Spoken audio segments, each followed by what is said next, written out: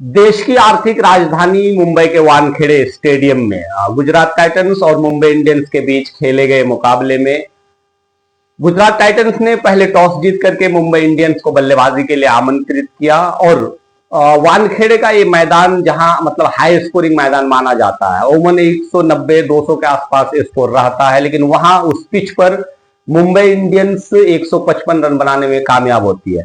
Mumbai Indians की तरफ से उसके सलामी बल्लेबाज रोहित शर्मा बीच के कुछ मैच, अगर 2-3 मैच छोड़ दिया जाए तो फिर एक बार फ्लॉप हो गए और आज भी वो कुछ खास कर नहीं पाए।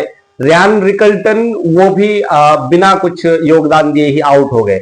हालांकि विल जैक्स ने एक अर्धशतकीय पारी जरूर खेली, लेकिन टीम को बड़े स्कोर तक पहुंचाने में नाकाम रहे।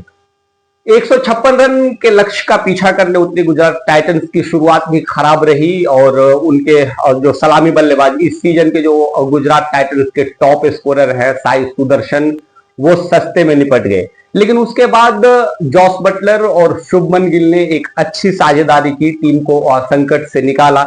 एक समय जब ऐसा लग रहा था कि गुजरात टाइटंस इस मैच को आसानी के साथ जीत जाएगी, वहां पर बारिश का खलल पड़ता है, यानी कि बारिश आती है और मैच रोक दिया जाता है। जब मैच रुका तब गुजरात टाइटंस डकवर्थ लुईस नियम के हिसाब से आगे चल रही थी और वहां मुंबई पिछड़ रही थी। बारिश रुकने के बाद जब दोबारा खेल शुरू हुआ, उसके बाद जसप्रीत बुमराह की एक शानदार मतलब गेंदबाजी स्पेल की वजह से मुंबई इंडियंस मैच में एकाएक पकड़ बनाने में कामयाब रही और वहां से गुजरात टाइटंस पिछड़ गई थोड़ी सी।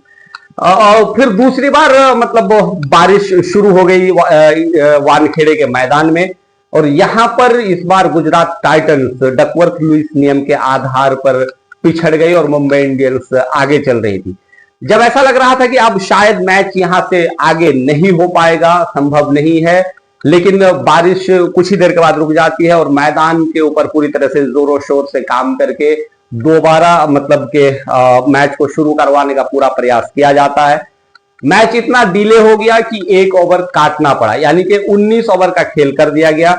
जो अंतिम के 2 ओवर में गुजरात टाइटंस को जीत के लिए 24 रनों की जरूरत थी, उसमें एक ओवर घटा करके अंतिम ओवर के लिए गुजरात टाइटंस को 15 रनों का और लक्ष्य दिया गया।